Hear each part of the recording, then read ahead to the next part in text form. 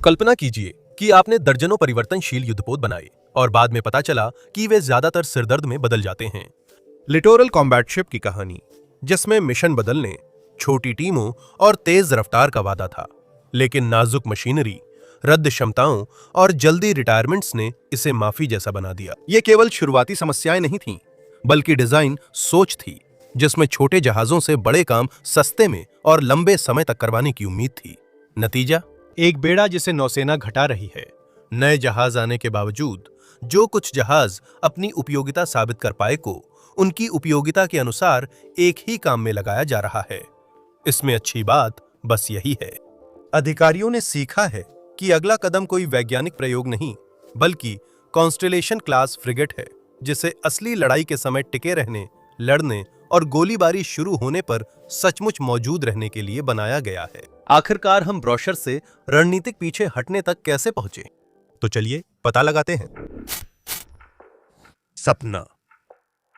सदी के मोड़ पर अमेरिकी नौसेना के योजनाकार भविष्य को लेकर असहज विचारों से जूझ रहे थे। अगर उनके विशाल विध्वंसक और क्रूजर, जो तब बेड़े की रीढ़ थे, अगली लड़ाई के लिए सही जहाज नहीं निकले तो क्या होगा? पेंटागन की 2001 की चतुर्वर्षीय रक्षा समीक्षा ने इसे साफ साफ शब्दों में सामने रख दिया। नौसेना को ऐसे जहाजों की जरूरत थी जो छाया में छुप कर जा सकें, झुंड में आने वाली तेज नौकाओं से लड़ सकें, तटीय इलाकों में छुपी पनडुब्बियों का पता लगा सकें और समुद्री मार्गों से बारूदी सुरंगों को साफ कर सकें। सीधे शब्दों में कहें तो गहरे समुद्र में लड़ने वाले बेड़े को तटीय जल क्षेत्र के युद्ध लड़ने का तरीका खोजना था।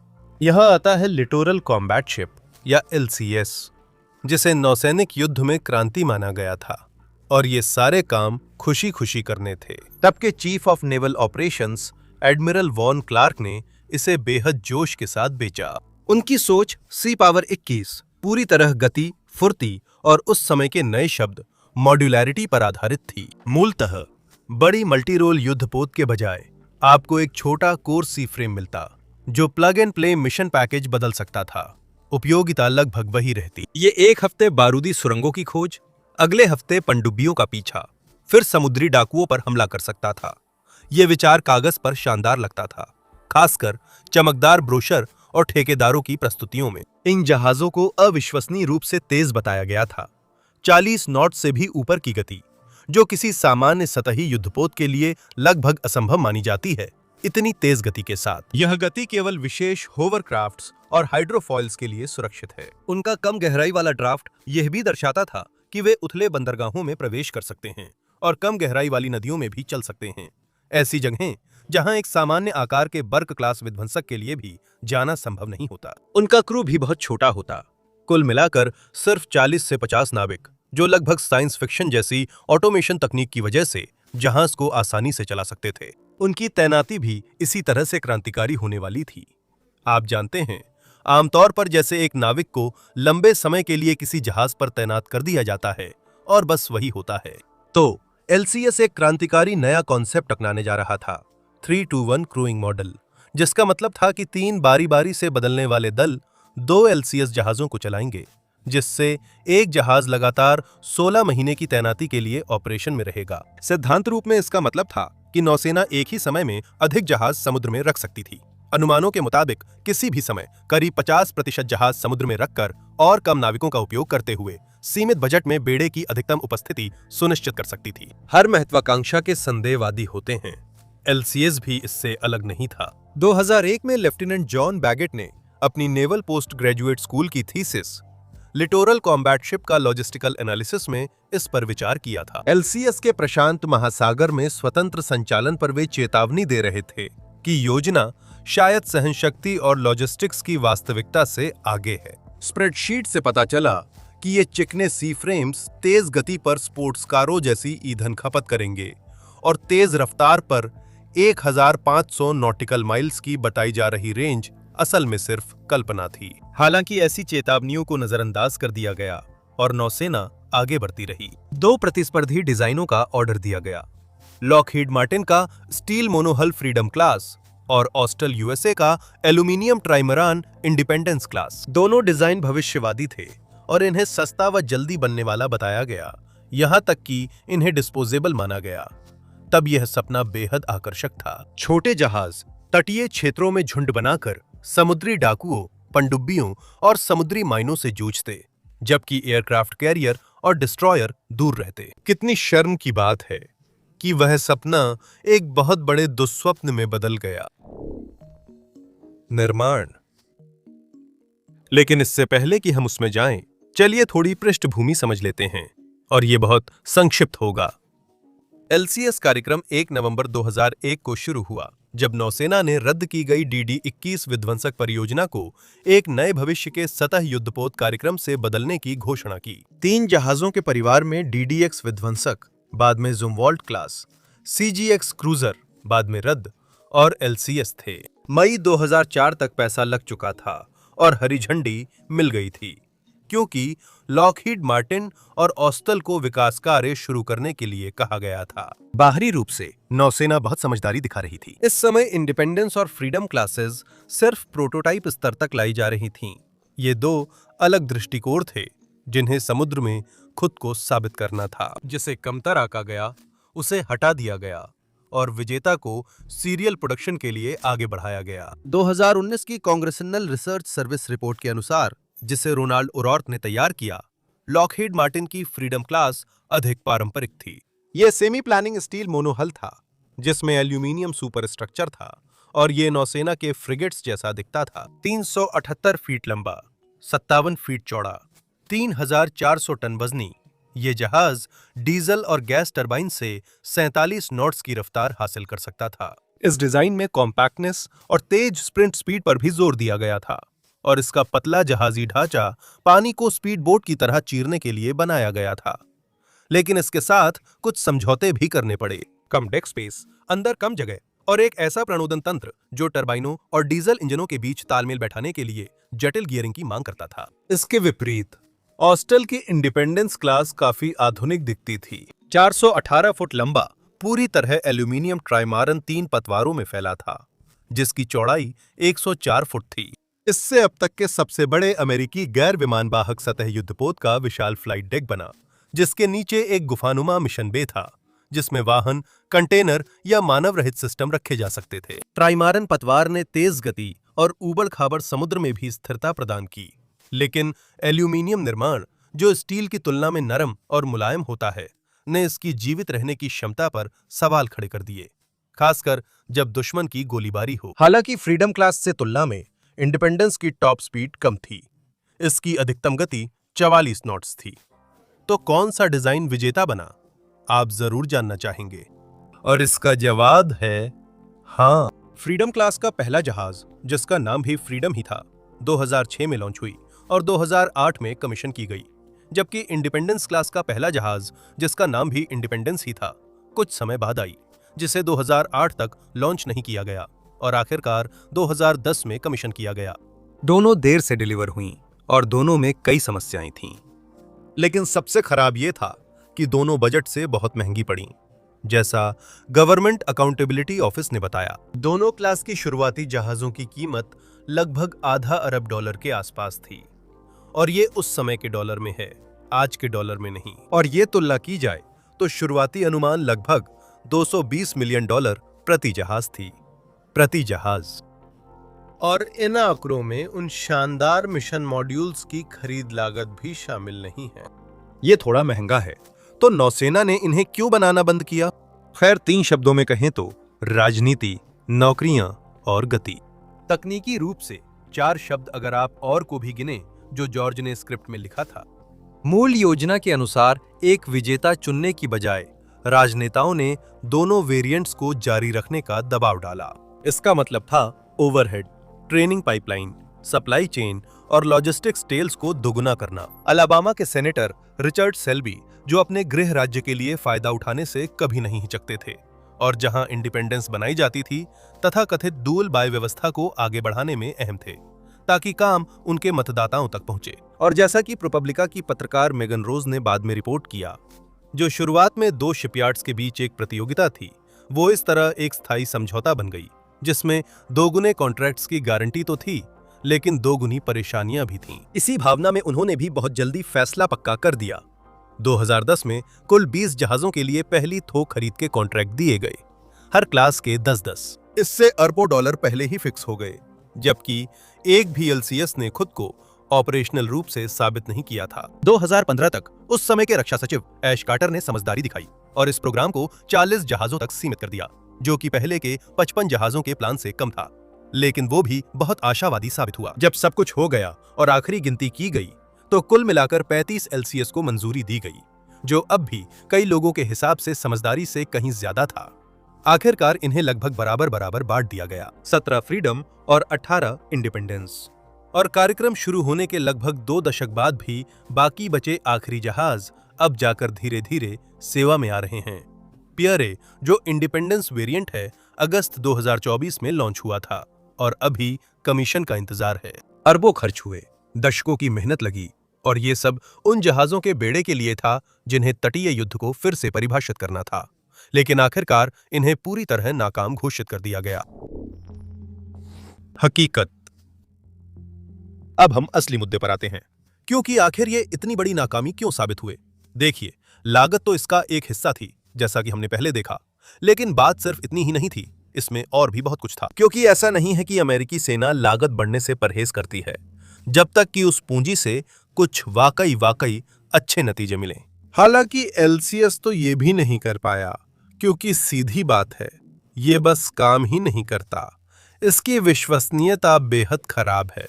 उदाहरण के लिए, मिल्वॉकी फ्रीडम क्लास का तीसरा जहाज है। इसे नवंबर 2015 में धूमधाम से कमीशन किया गया, लेकिन 3 हफ्ते बाद वर्जीनिया के पास कंबाइनिंग गियर फेलियर से ये पूरी तरह बंद हो गई।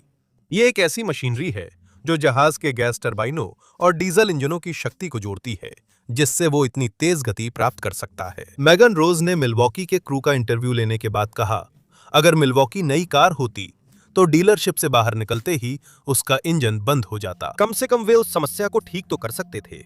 निश्चित ही, हाँ, इसमें थोड़ा खर्च जरूर आता, लेकिन कम से कम उसके बाद उन्हें इनसे उपयोगी सेवा तो मिलती है ना।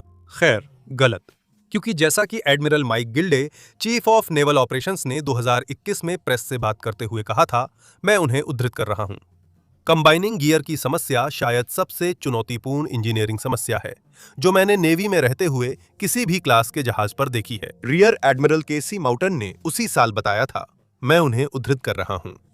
यह खुद गियर के भीतर एक जटिल तंत्र है, इसलिए टीम को विस्तृत फॉरेंसिक जांच करनी पड़ी। टीम ने यह जानने के लिए किया कि डिजाइन में विफलता कहां और क्यों हुई। पूरा भरोसा होना चाहिए कि वही मूल कारण था, और गियर में ऐसे बदलाव करने होंगे जिससे भविष्य में वे कारण ना हों जो मौजूदा गियर पर करना काफी मुश्किल है, और फिर यह सुनिश्चित करना कि वह सुधार पूरी तरह से काम करे और जहाज को वह सब करने दे जो उसे करना चाहिए। पूरा तकनीकी प्रयास जटिल था, यही सबसे उपयुक्त शब्द है। लॉकहीड मार्टिन के दावों के बावजूद मिल्वॉकी के कंबाइनिंग गियर की समस्याएं लगातार रहीं और बाद के जहाजों में भी नहीं सुलझीं। फोर्ट वर्थ का कंबाइनिंग गियर जनवरी 2016 में सिंगापुर में टूटा था। लिटिल रॉक का कंबाइनिंग गियर मार्च 2020 में पहली तैनाती के दौरान टूटा था, और डेट्रॉइट का नवंबर 2020 में कैरिबियन में। यह सिर्फ एक क्लास की समस्या है, और भी समस्याएं हैं। इंडिपेंडेंस क्लास जहाजों के fancy water jet propulsion system, जो पानी को खींचकर पिछले हिस्से में जोर से निकालते हैं, काफी अविश्वसनीय साबित हुए। उदाहरण के लिए, कनाडो का सिस्टम 2016 में वेस्टर्न पैसिफिक क्रूज के दौरान कई बार खराब होने के बाद पूरी तरह फेल हो गया, जिससे उसे एशिया में मौजूदगी दिखाने के बजाय किसी तरह हवाई लौटना पड़ा। जैक्सन का सिस्टम भी उसी साल फुल स्टॉप शॉक ट्रायल में इसी तरह खराब हुआ। हालांकि पूरी तरह फेल नहीं हुआ, पर जहाज बार बार ठप हो जाता था। मॉन्टगोमरी खास तौर पर बदकिस्मत साबित हुई, क्योंकि सितंबर 2016 में एक ही दिन शेकडाउन के दौरान उसके वाटर जेट्स फेल हो गए और एक इंजन भी खराब हो गया। फ्रीडम्स के कंबाइनिंग गियर्स जब खुद बर्बाद हो रहे थे, तो उनके इंजन भी लगातार परेशान कर रहे थे। जुलाई 2013 में सिंगापुर तैनाती के दौरान फ्रीडम पूरी तरह पावर लॉस का शिकार हो गई थी। जुलाई 2016 में वो अपना दूसरा डीजल इंजन भी खो बैठी, जब समुद्री पानी उसके ल्यूब ऑयल सिस्टम में घुस गया। हम इंडिपेंडेंस के नाजुक ढांचे को नहीं भूल सकते, क्योंकि उसमें दरारें और जंग जल्दी लगती हैं। उदाहरण के लिए, अक्टूबर 2016 में मॉन्टगोमरी की पहले टगबोट से टक्कर में वेल्ड की सिलाई में दरार आई थी। फिर कुछ हफ्तों बाद पनामा नहर में लकड़ी से टकराने पर 18 इंच की दरार बन गई। इंडिपेंडेंस के चारों वाटर जेट चैनलों के पास फरवरी 2011 में गंभीर गैल्वेनिक जंग मिली थी, जबकि उसे 2010 में ही कमीशन किया गया था। सिर्फ 1 साल। और अगर ये काफी नहीं था, तो क्या आपको वे मिशन मॉड्यूल्स याद हैं जो एलसीएस का मुख्य हिस्सा थे, जिनका मकसद जहाजों को छोटा बनाए रखना था पर क्षमता कम किए बिना? हमें हैरानी हुई, वे अच्छे नहीं निकले, बजट से ज्यादा खर्च हुए और उम्मीदों पर खरे नहीं उतरे। उदाहरण के लिए सबसे अहम पनडुब्बी रोधी युद्ध पैकेज चीनी पनडुब्बियों को डराने के लिए था। खैर, वो कभी सच नहीं हुआ।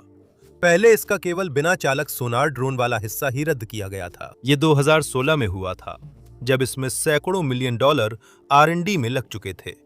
फिर 2021 में पूरा मॉड्यूल रद्द कर दिया गया। जैसा कि USNI न्यूज ने तंज भरे अंदाज में कहा, LCS कभी भी पनडुब्बी रोधी मिशन नहीं करेगा। फिर बारूदी सुरंग रोधी मॉड्यूलों की बात आती है। इसका मकसद 1980 के दशक की एवेंजर क्लास माइन स्वीपर्स को बदलना था, और आखिरकार ऐसा नहीं हुआ। 23 फुट लंबे WLD एक मानव रहित सबमर्सिबल पर आधारित रिमोट माइन हंटिंग सिस्टम पर निर्भरता थी, लेकिन पेंटागन के परीक्षण कार्यालय ने इसे अविश्वसनीय मानकर नौसेना ने इसे रद्द कर दिया। एक विकल्प नाइफ फिश ड्रोन केवल 2023 में प्रारंभिक संचालन क्षमता तक पहुंच पाया। वैसे यह 1 दशक देर से हुआ। गवर्नमेंट अकाउंटेबिलिटी ऑफिस की 2022 रिपोर्ट के अनुसार बेड़े की बारूदी सुरंगरोधी क्षमता में जो कमी थी, वो बस बनी रही। सतही युद्ध पैकेज सबसे कम विनाशकारी था, लेकिन ये भी मानक ही बहुत बहुत नीचे था। इसमें 57 मिलीमीटर की बिल्ट इन गन के साथ साथ 30 मिलीमीटर की 2 गनें जोड़ी गईं, और साथ ही झुंड में आने वाली तेज नावों को मार गिराने के लिए एक short range Hellfire missile launcher भी लगाया गया। ईरानी रेवोल्यूशनरी गार्ड्स की छोटी नावों से लड़ाई में यह उपयोगी था, और सच कहें तो बस वहीं तक इसकी उपयोगिता थी। हाँ, निष्पक्षता से कहें तो इसे इसी से निपटने के लिए बनाया गया था। नेटफायर नाम की एक लंबी दूरी की मिसाइल प्रणाली से इसे कुछ ज्यादा मारक क्षमता मिलनी थी, लेकिन 2010 में रद्द हो गया। 2019 में इस पैकेज को रेथियोन की नेवल स्ट्राइक मिसाइल मिली, जिससे इसे क्षितिज से परे मार करने की क्षमता मिली। अब आपको बात समझ आ गई होगी। अगर कुल मिलाकर देखें तो LCS 2 डिजाइनों और एक ही नतीजे की कहानी थी। कोई भी सफल नहीं हो सका। राजनीति। जब हम निर्माण पर बात कर रहे थे, तब LCS आपदा के राजनीतिक पक्ष का जिक्र हुआ था। अब इसे और विस्तार से देखते हैं, क्योंकि असल में इस मामले में सिर्फ एक अल्बामा सीनेटर के अपने क्षेत्र के लोगों के लिए विनिर्माण नौकरियां सुरक्षित करने की कोशिश में चीजों को जटिल बनाने से कहीं ज्यादा कुछ चल रहा है। वॉशिंगटन में इस योजना के सबसे बड़े समर्थक रे मेबस थे, जो 2009 से 2016 तक नौसेना सचिव रहे। मेबस ने LCS का समर्थन ही नहीं किया, बल्कि धार्मिक जोश से इसे आगे बढ़ाया। वह कागज पर प्रभावशाली दिखने वाला बड़ा बेड़ा चाहते थे। मात्रा अपने आप में एक गुणवत्ता है, यही उनका मंत्र था।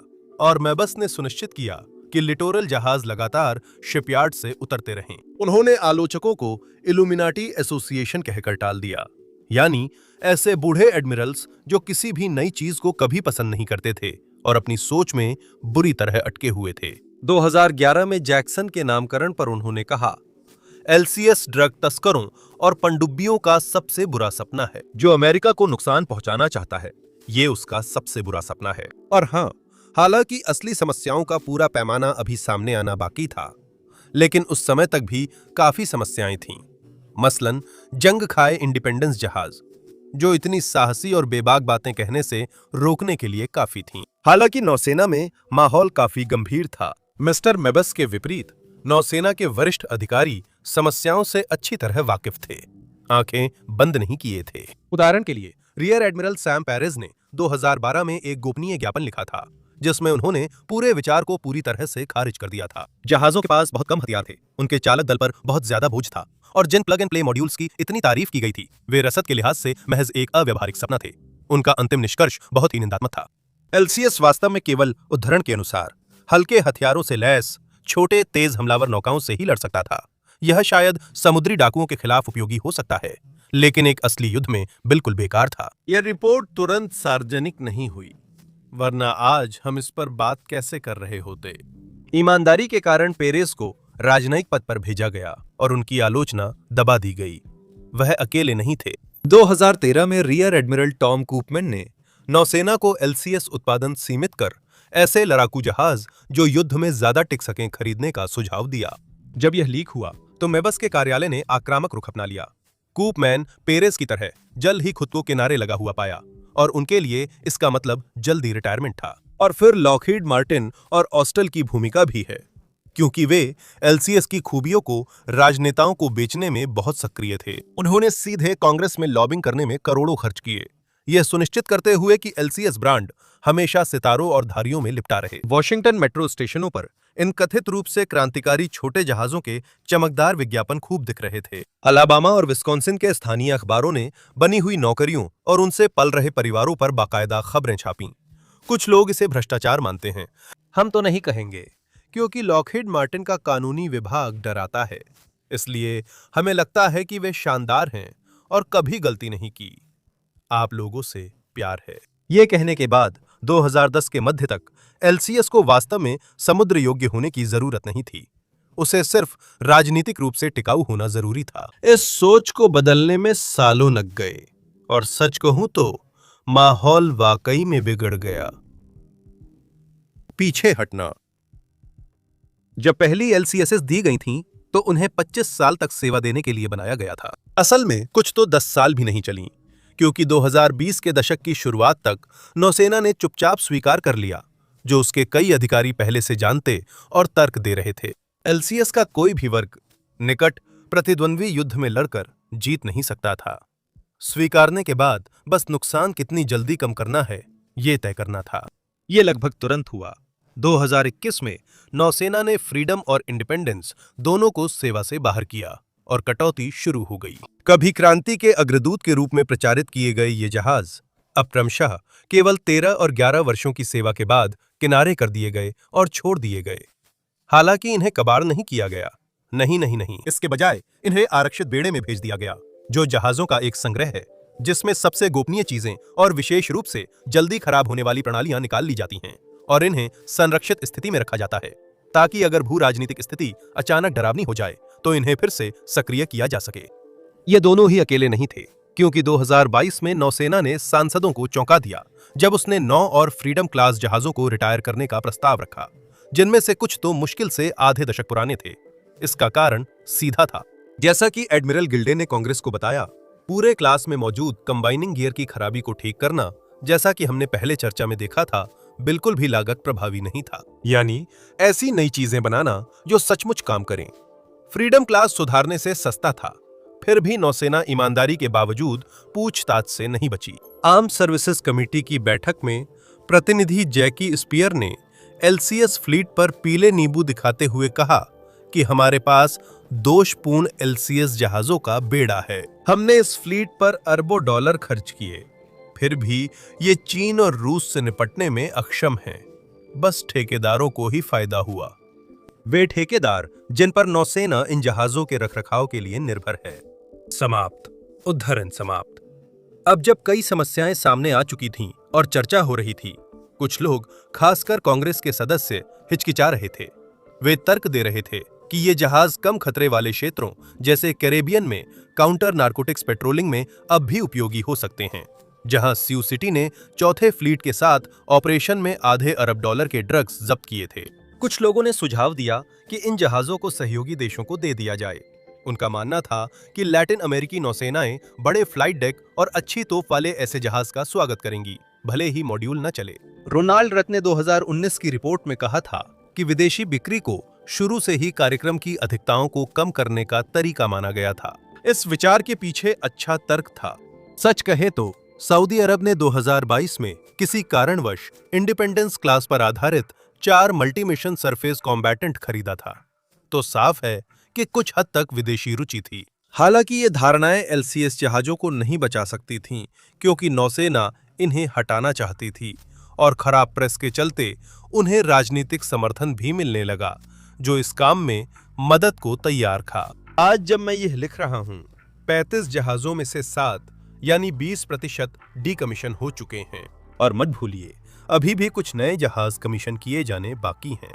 और अगर आप सोच रहे हैं कि इसका अंत कब होगा, तो एलसीएस शायद 2040 के दशक तक बहुत ही सीमित रूप में वहां टिके रहेंगे।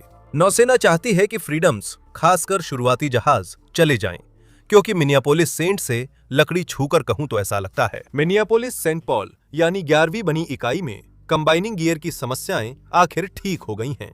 11वां यूनिट दोस्तों, यीशु मसीह। अभी कुछ भी पक्का नहीं है, लेकिन विश्लेषक लगभग एक मत हैं कि वे फ्रीडम जहाज जिनकी समस्याएं दूर हो चुकी हैं 2030 के दशक के मध्य से आखिर तक सेवा में रह सकते हैं।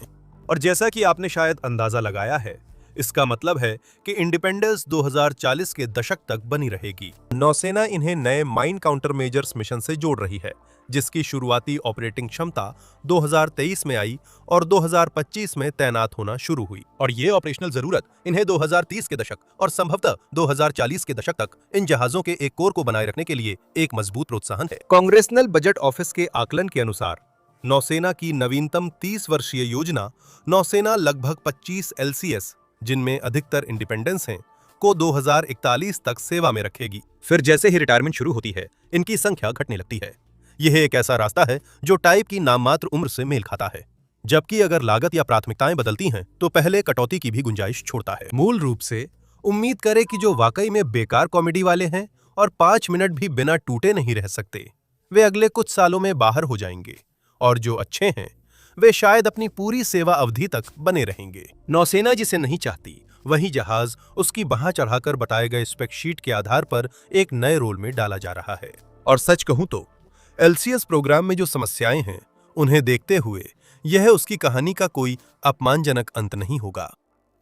तो अब इसके बाद क्या होगा? कोई और चमत्कारी समाधान या पावर पॉइंट की कल्पना नहीं, ये तय है।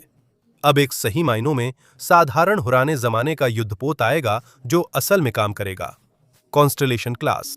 वे इतनी सावधानी बरत रहे हैं कि कॉन्स्टलेशन क्लास पूरी तरह नई नहीं, बल्कि फ्रैंको इटालियन फ्रेम डिजाइन पर आधारित है, जो इटली, फ्रांस, मोरक्को, मिस्र की नौसेनाओं में सेवा दे रही है और जल्द इंडोनेशिया, ग्रीस को भी मिलेगी। सीधी बात, अमेरिका उस ढांचे को और मजबूत करेगा ताकि वो उनकी जरूरतों के अनुसार बेहतर काम करे। मजबूत स्कैंटलिंग्स, बेहतर सुरक्षा मार्जिन, अलग से बनाया गया सिस्टम नहीं, बल्कि एजिस आधारित combat 21 system spy, 6 V3 enterprise air surveillance radar, जिससे यह फ्लीट नेटवर्क में आसानी से जुड़ सके। हथियार समझदारी से चुने और पर्याप्त है। 32 मार्क, 41 वर्टिकल लॉन्च सिस्टम मिसाइलें, SM-2 और रैम 162 मिसाइलों के लिए, 16 कैनिस्टर लॉन्च नेवल स्ट्राइक मिसाइलें क्षितिज के पार मारक क्षमता के लिए। आगे की तरफ 57 मिलीमीटर मार्क 110 गन है।